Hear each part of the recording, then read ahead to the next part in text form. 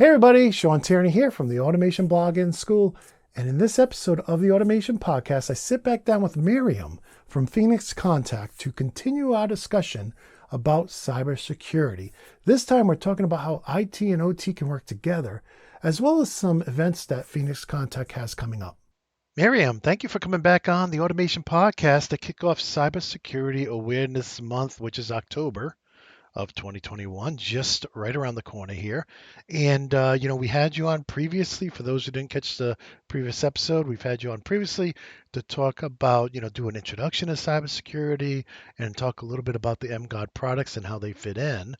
And now I appreciate you coming back on to talk about IT versus OT and how they can work together and how they have different goals, but through cooperation, they can really help secure manufacturing facilities, industrial control systems, and so forth. But before you jump into your presentation, again, for those who may not have seen the last episode, could you do a brief intro of who you are and a little bit about your role?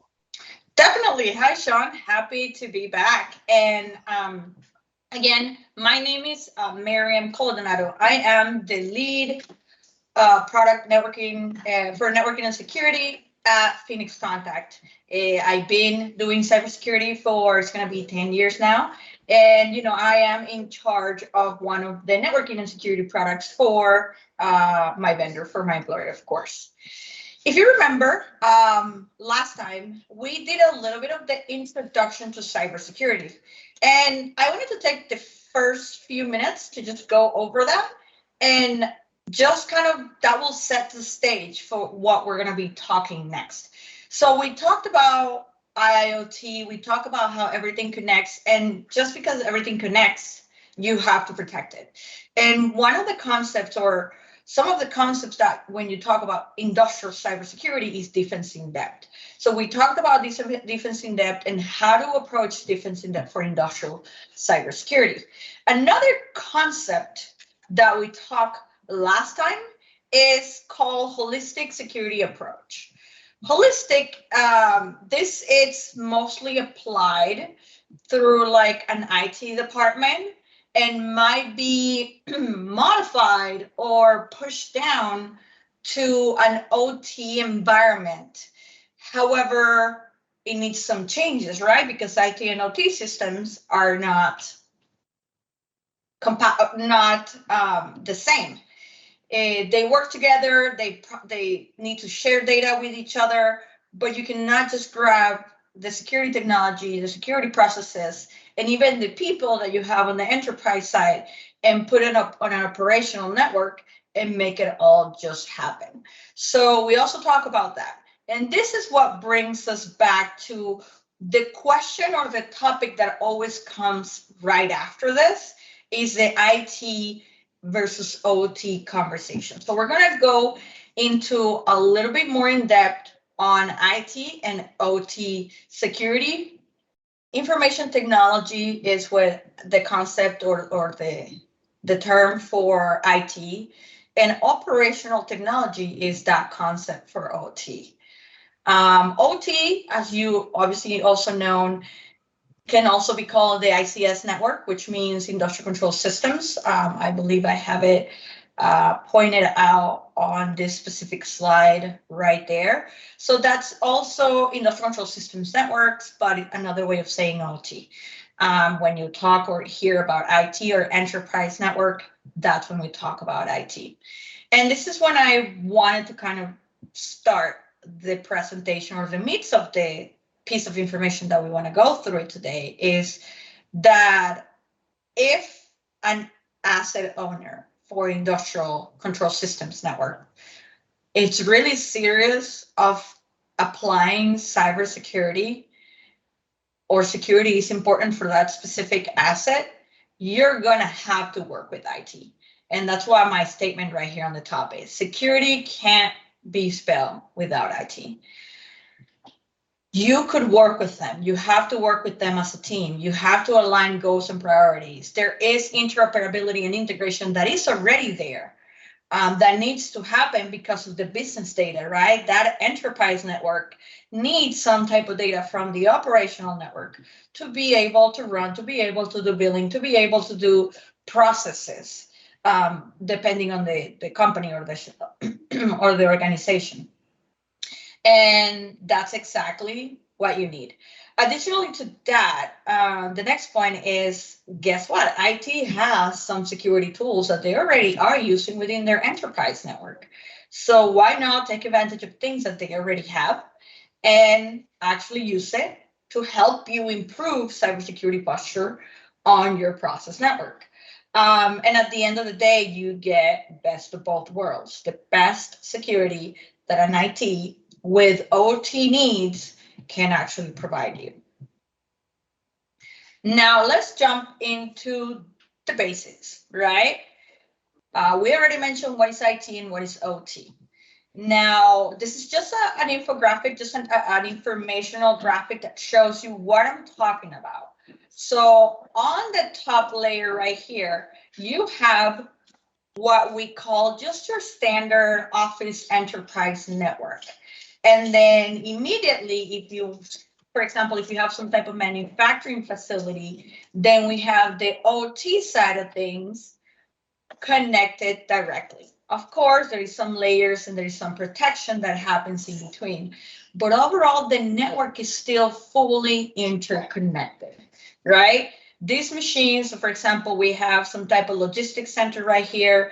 This end user is trying to ship or sell some type of good or service. We need to figure it out how, how much stock are we selling out. So those type of data is actually being pushed to something up the enterprise network to the IT system or that data center that is managing, for example, the billing services for that specific organization. However, I'm just trying to give examples that's not railed out from the main topic, which is security. If you take a look, one more thing that I put right here within this slide is the ISO 27000 and the IAC 62443. All right, just for those who are listening who can't see the slide, let me say that a little bit slower. It's ISO 27000. That's on the IT side. And on the OT side, it's IEC 62443, which sometimes you'll see listed as ISA 62443. These are nothing more than standards for security. The ISO one is actually one that IT follows a lot. It is requirements for information security management systems. And the IEC 62443 is a standard that has been created a little bit more dedicated for cybersecurity, but in an industrial environment, in an industrial setting. And we're going to be talking about that. Now, when you talk about security, and we're going to jump on this side of the slide now, right here, the needs of security kind of changes depending on the department trying to protect those systems. So remember, we're trying to separate IT and OT. At the same time, we're going to bring them together. For example, in IT, they have something that is called the CIA triad, which means confidentiality, integrity, and availability, okay?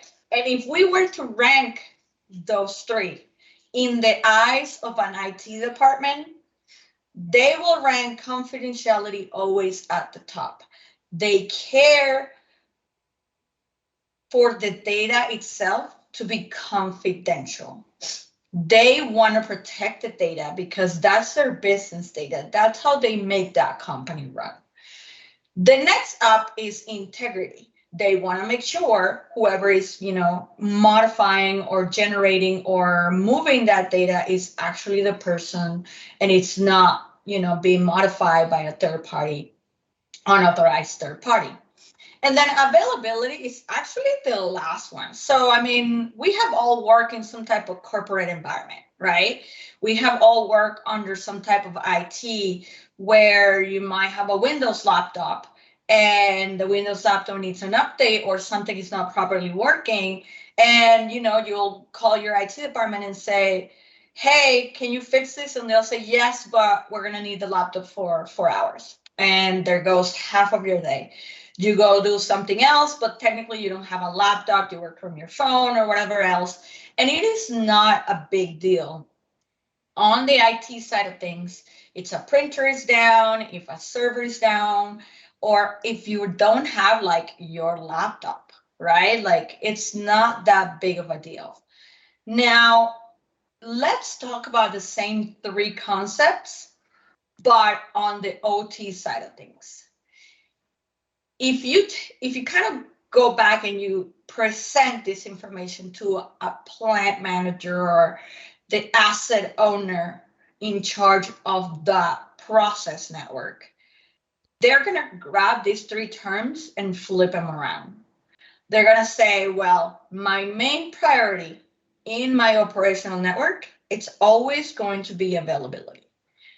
The moment that plant is down, they're losing money, right? So that is called downtime. We cannot afford downtime. That is a measurable item for OT networks. They're losing money.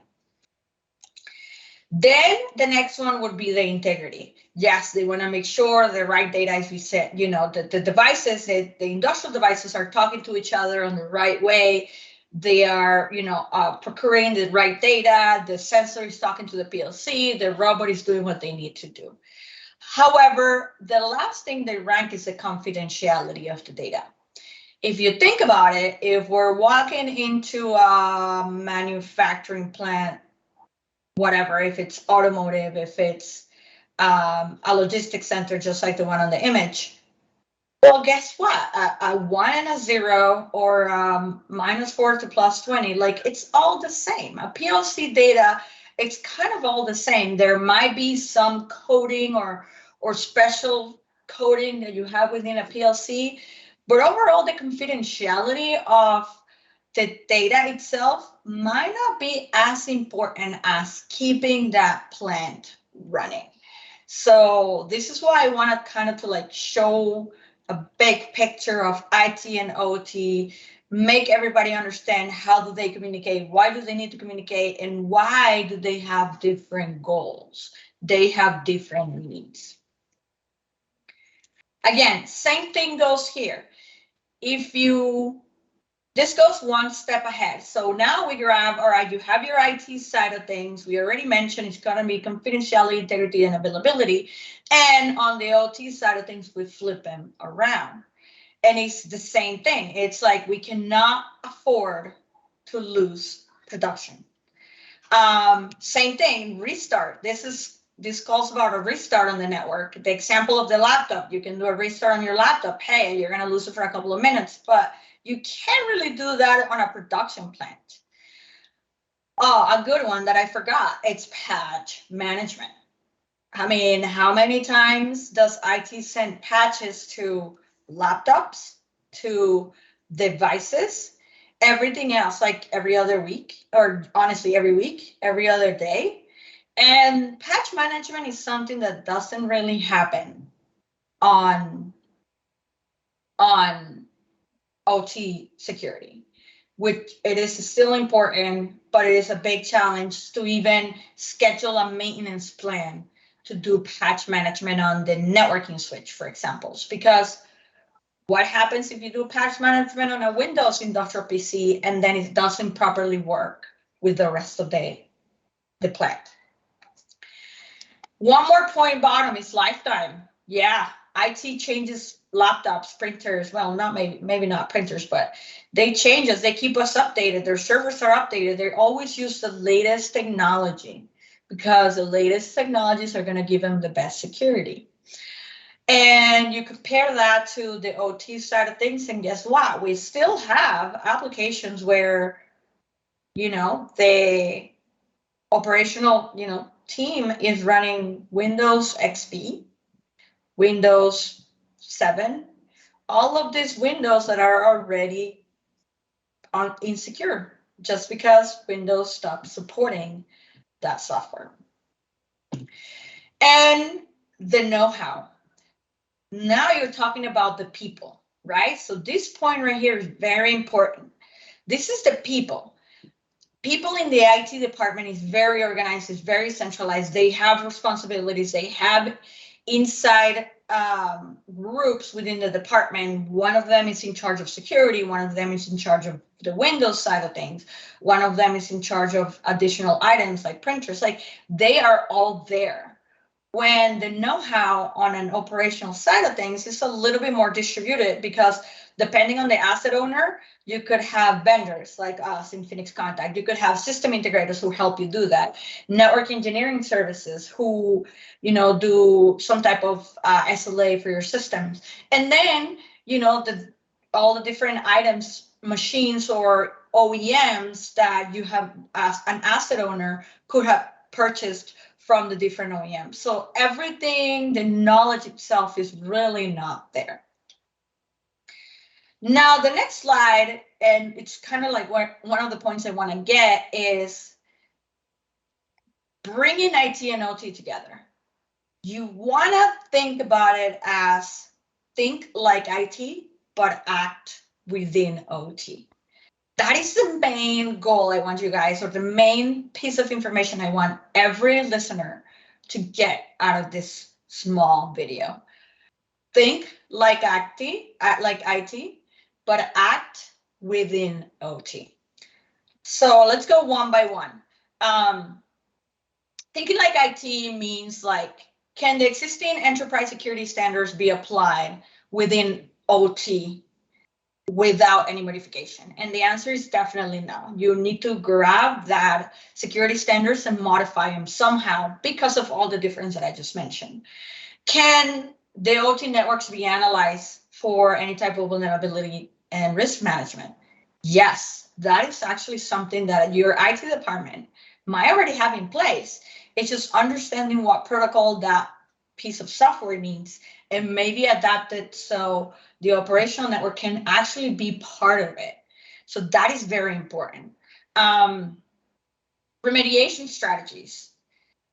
Same thing. IT already has some policies and procedures for remediation strategy and, internal security compromises, right? Incident response. Can you grab those policies and procedures and maybe apply them within OT without modification? Probably not. There's probably going to have to be some type of modification, but that's exactly what I'm trying to get to, right? We can use IT in our favor, in the industrial side of things favor, to improve a cybersecurity standard. Now, how do you actually get to bring IT and OT together? And then, let me jump back and talk about the OT side of things, right here. Remediation strategies. If you work and if you talk about, for example, you can do a tabletop exercise like a ransomware. If ransomware hits an IT system, what do they normally do? What do they recommend to do? Can that be changed if ransomware were to happen on an operational computer? Can that same remediation strategy that they do on IT be applied within the OT side of things? And the answer right here could be a maybe. It depends. What is that PC controlling? What is that PC doing? Is it, isolated from the rest of the system? What happens if you were to grab those, ransomware PCs and take them out of the network so nothing else gets affected, right? Would the entire process be down? Is there, so I'm jumping a couple points down. Is there incident response teams that are supporting the operational side? Is there a way to recover from incidents and how to do it? And the last one that I really like, is there a way to track incidents? The same way you call IT, here in Phoenix Contact, we have a number 3434, and it just calls IT and it's like, hey, I have a problem. That is a ticket system. Every time I call, they give me a ticket. Now, same thing. Why is a service like that not provided for any type of security incident? For tracking, visibility, and just identification of what's going on the network. So now, the key to success. Same thing. You have the teamwork makes the dream work. You have to work together. And that's why my handshake's right here. Get to know the people. So the IT and OT, it doesn't matter where are you sitting at if you're listening in. You have to get to know the people on the other side as individuals rather than just gears on that corporate machine or what are the roles within that corporate machine. You want to start building those relationships and building trust on an ongoing basis. Know what their goals are, know what they need to do. The next step is do some type of meetings, fields, forums, workshops. They need to get together more often and do these type of team workshops where exercises or security exercises can happen, or this is a way we do security incidents against the ransomware. Can it be applied on OT and open some type of discussion? One more thing I always like to say here, field and forums. So the field side of things is actually go out there. So for IT people, why don't you go out there, venture yourself out there to all of those operational sites? Doesn't matter how remote they are. Same thing from the other side.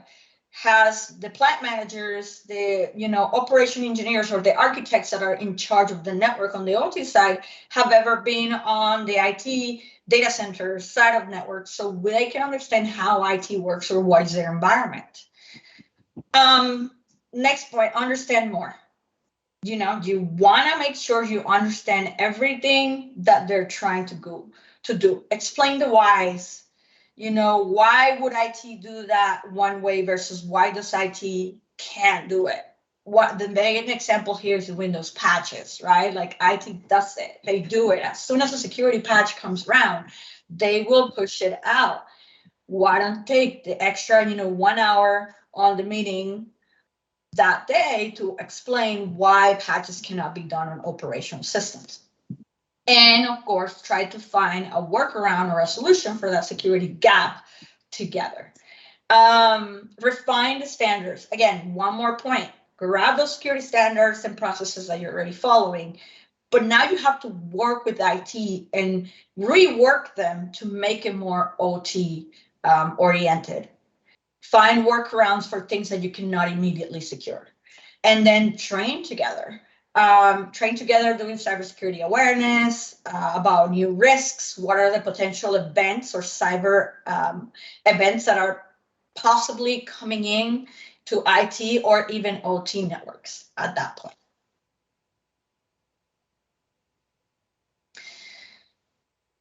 Now, again, main point, think global, think like IT, however, act locally, act within the OT side of the networks. Use IT for the Secure Operations Center, use IT for the security information and event management. They probably have some type of risk and vulnerability management software. They have login algorithms that they can just, servers of history data that they can identify and track tickets or track security incidents that even happen at the OT side of things. Now, right there, we're going to be talking about the OT, right? Now, OT should be in charge of owning the actionable items or the security controls that happen locally.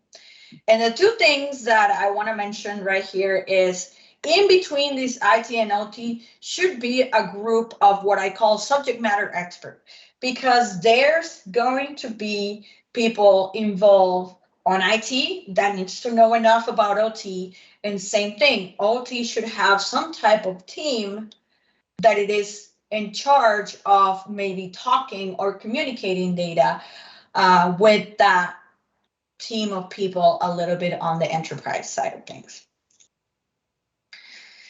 Now, how to start the conversation? Well, align leadership. They just need to have the right people in the room. CFOs, COOs, CEOs. They should just bring all the departments together.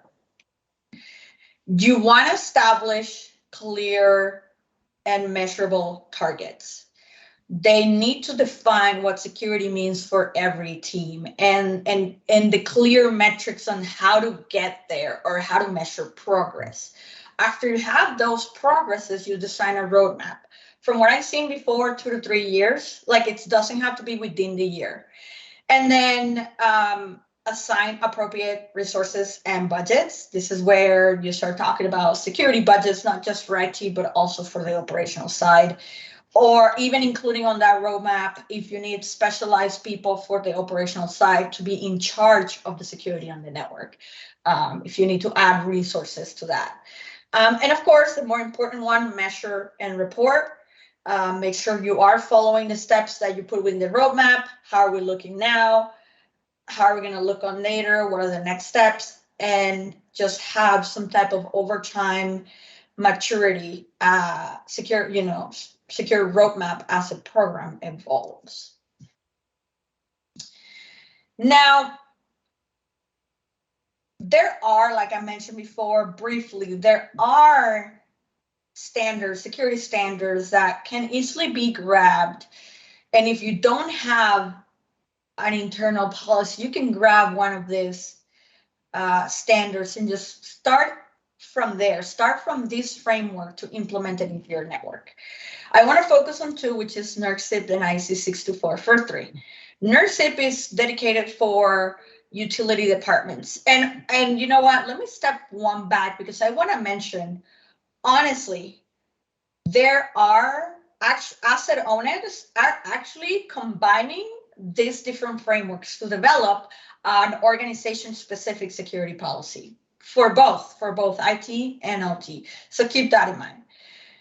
Now, NERC-CIP, we are all familiar, if you are within the industrial control side of things, cybersecurity, NERC-CIP is that regulated standard for power generation and distribution. They have to implement cybersecurity, and it's just a standard that it gets separated with all those SIPs that you see there, and it goes from physical to cybersecurity, incident response, configuration, physical information protection, all the way to people and personal training, how to handle the humans, the human error inside your operational network. And then the last one is the IEC 62443. To mention, this is my personal favorite because it really combines responsibility of security on everybody that has to do anything with an operational thing. So network engineering services that an asset owner might be hiring, the asset owner itself, and the vendor. The vendor has responsibility to prove that the product has been securely developed or has security features. If you are providing engineering services, you want to make sure you have some type of certification as well, and you are following a certification path to protect the end customer's information and data. And the same thing for the asset owners. Not just the vendor is going to provide you the security features and you're not going to use it. You want to make sure you actually use it. So this is why I really like this framework or this standard for industrial control system security, or you can at least start from here.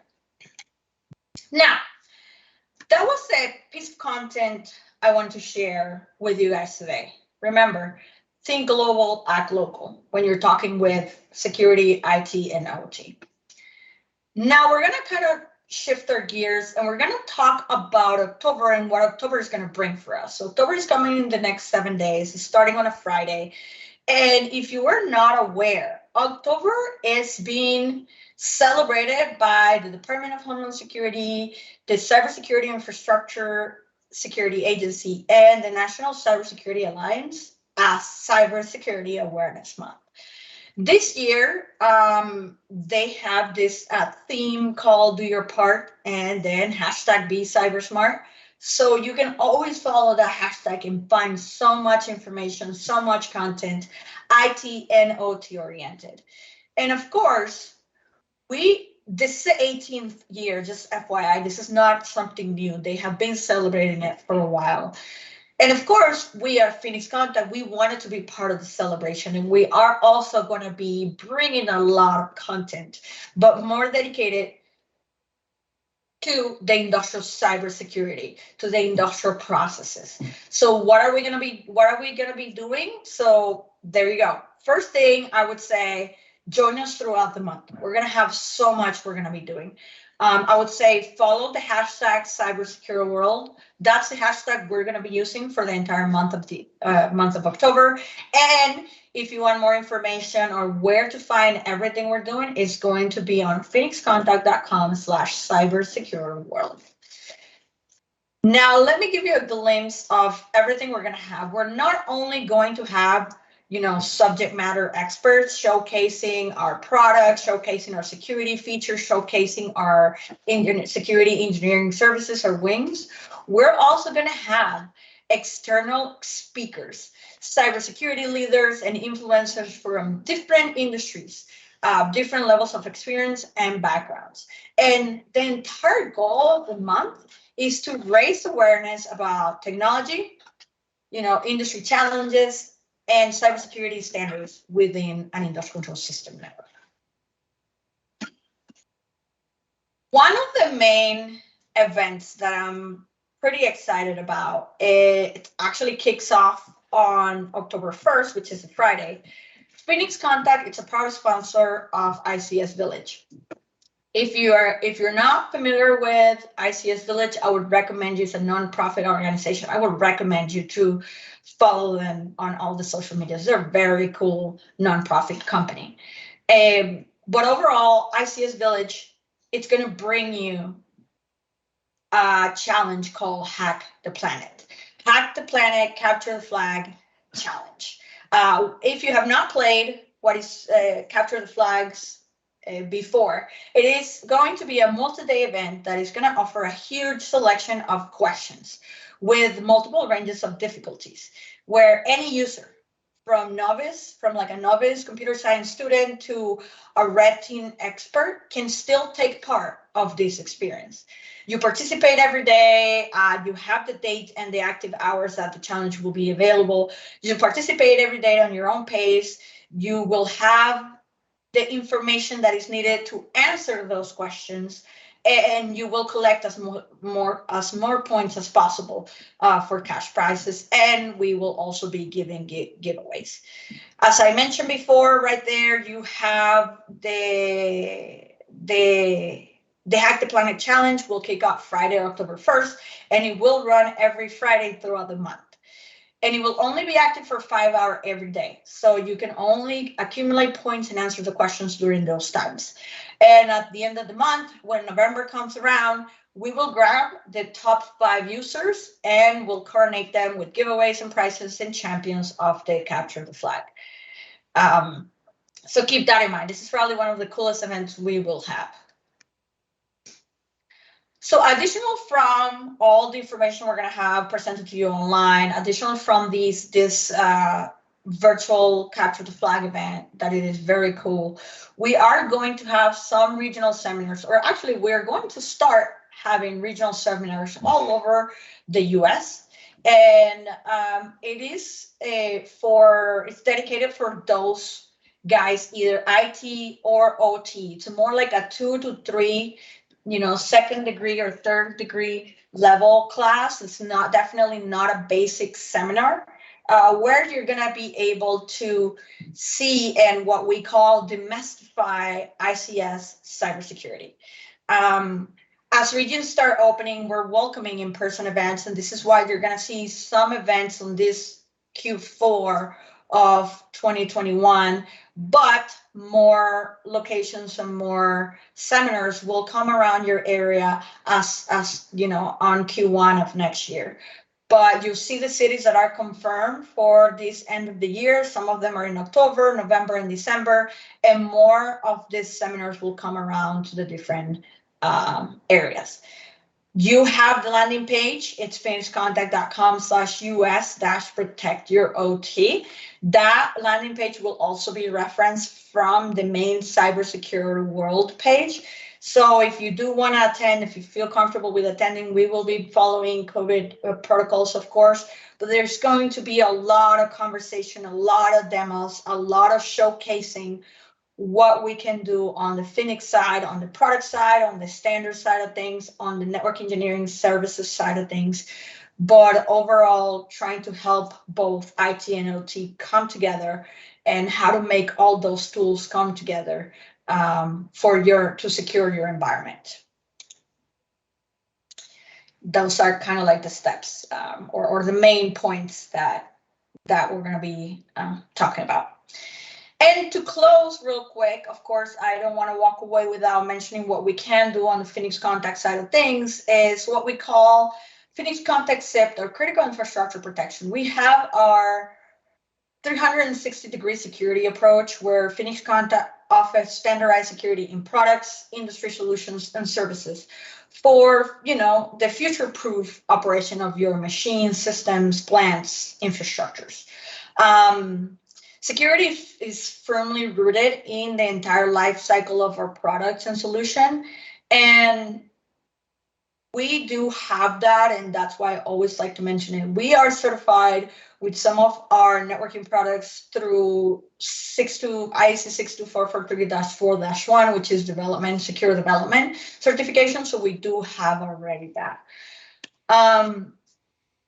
The secure products themselves, now you're talking about IEC 62443-4-2, which means the functions inside of products have security features to match that specific standard. And of course, one more thing that I always like to mention, not everybody's perfect, right? So the throughout life cycle of our products is very important, and vulnerability management is part of them. And that's why we have our page, what we call product security incident response team. So if there's any chance that our developers miss a little piece of code that is considered to be insecure, we have that page that will notify you immediately of any vulnerability or any risk that any of our devices firmware might have within your network. And of course, how to fix it. And then the last one is our network engineering services. We also have a group of team that helps you do all of these steps: access, design, configure, document, support, and train. Doesn't matter what industry you have, we have a team of people that can help you get you where you want to be. And with all of this together, of course, you might have some specific requirements. You might have the specific needs for the different products, or maybe interoperability with different infrastructures. Phoenix Contact can combine our secure products and secure services with a comprehensive solution made only for you. And again, it's something that we work directly with that specific owner to make it all happen. That was my last slide. I just wanted to remind you, don't forget about following the hashtag cybersecurityworld throughout the entire month of October through Twitter and LinkedIn. We will also have YouTube channels and podcasts that will be coming out with all of that information. So keep us in mind. Well, Miriam, I really appreciate you coming back on the Automation Podcast and doing a follow-up to our intro to cybersecurity and MGuard with this conversation about IT and OT working together, as well as talking about all the cool things you got coming up for Cybersecurity Awareness Month, all the different events you're having. And I really just appreciate you coming back on the show. Thank you very much. I appreciate you for having me, Sean. Thank you. Well, I hope you enjoyed that episode. I know I did, and I want to thank Miriam for coming back on the show to continue our discussion about cybersecurity. With that said, if you're watching on YouTube or theautomationblog.com, I would like to ask you to give us a like and a sub there. And if you're listening to the audio-only edition on iTunes or Google or Spotify, Pandora, iHeartRadio, or TuneIn or somewhere else, please consider giving us a sub and giving us a 5-star rating there, because that really helps us reach a wider audience as well as find new vendors to come on the show. And I want to thank those of you who have already done so. Thank you. Really appreciate it. With that, you can follow me at automation.locals.com. You can ask me questions there too. And we'll wrap up the show by wishing you a very safe, happy, and healthy week. And until next time, my friends, peace.